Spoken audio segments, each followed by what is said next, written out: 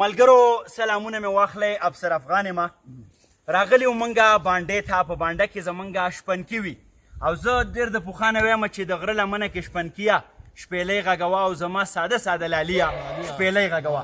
د دې خلکو ډېر خالص مخلص ژوند دا هغه د بونیر د علم د غره د سر نه را روان شي او تر شانګلې راورسي، بیا دلته راشي مول باندې ته، کاړ باندې ته، چړۍ ته راشي او د دې خلکو د دغه بیزو د پیو چای تاسو یقین په خدای وکړئ چې لیونی چای یو ګوټ چې سړی وکړي نو په دې غر کې لکه د غشي ګرځي.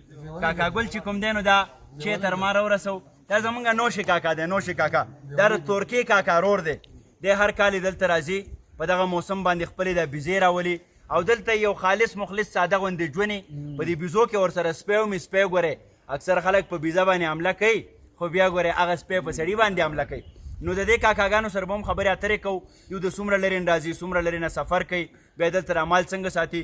ملګري ته لږ رادې خوښه کیمرې والا کاکا ګوره دا راته ووایه چې تاسو چې د بونیر نه راځئ په لاره باندې څومره ورځې لګي ستاسو؟ 10-12 ورځې. په دې لاره باندې راته څه تکلیف وي، څه مسله یي چیک پوسټو باندې یا څوک تنګۍ راتنګۍ؟ ها هېڅ مسله نشته دی.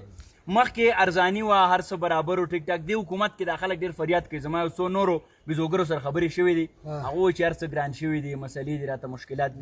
تاسو هم پته ده ټوله دنیا پته ده، هر شی ګران کړی دی. اوس موږ څه ها هغه لاس یې داسته ده، ستا لاس یې دا بیا هغسې ده، نو موږ تا نو هغسې نه یو. ها یعنی چې د چا په لاس کې کاري نو هغه سرکاري، هغه زوروري. د پاسه خدای زورور دی، وړاندې سرکار زورور دی. کاکا ګله چې کله باران شي، سیلۍ ګلۍ طوفان، بیا تاسو څه کوئ؟ بس الله ته سوال کوو، ناست یو په دې ډاګه. ها چېرته غارونه مارونه نه چې دا بیزې پکې ورپټې شي؟ نه نه شی نشته. ها په دې بیزو پکې کله نه کله څه مرض لګي؟ دا لګي خو نه لګي، خو لګي پکې. ها نو هغه بیا تاسو څه کوئ؟ څه علاج موږ ډاکټر له ځو، ډاکټران راولو، ستنې لګوو، بیا علاج کوو. او دا سامانونه مامورونه څه په اسونو په خرو باندې راغلي؟ دا په خرو به.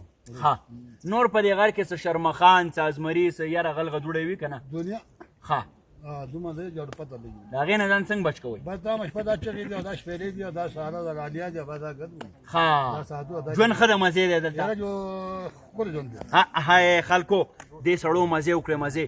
په دې غر کې خالص ژوند دی، هېڅ قسمه مصنوعیت نشته دی دلته، غلا غولته نشته دی، بېماني نشته دی، بدرنګي نشته دی. د دې یوې پیالې چي سره دا خلک ښه خوشحاله دي، نفسیاتي بیماران هم نه دي، ذهن هم خوشحاله دی.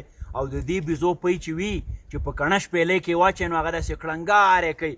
او ځکه خو بیا یو شاعر وایي چې او جانانه لږ رانه هېر وې او کم ځوانې مرګ شپېلۍ وهي غرقه یې کړمه.